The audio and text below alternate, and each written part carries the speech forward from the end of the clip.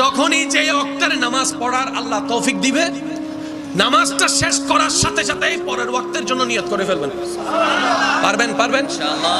জোরে জোরে জোরে, আরে জোরে, দুই হাত তুলে দেখাই বলেন ইনশাআল্লাহ। আরেকটু জোরে বলেন ইনশাআল্লাহ। এবার হাত নামান। যদি আপনি নামাজ পড়তে পারেন ডবল সওয়াব, ডবল সওয়াবের ব্যবস্থা।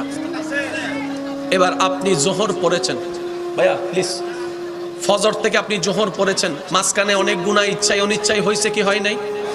এই জোহর পড়ার সাথে সাথে আল্লাহ দয়া করে আপনার আমার মাঝখানের গুনাহগুলো দয়া করে মাফ করে দিবেন। এবার জোহরের পর আপনি আসরের প্রস্তুতি নিলেন, মাঝখানে নিয়তের সওয়াব তো হয়ে গেল। আসর পড়ার সাথে সাথে জোহর এবং আসরের মাঝখানে গুনাহ যতগুলা আল্লাহ দয়া করে চাইলে মাফ করে দিবেন। তাহলে নামাজ শুধু আপনার সওয়াব পাওয়ার বিষয় নয়, গুনাহ মাফের বিষয়।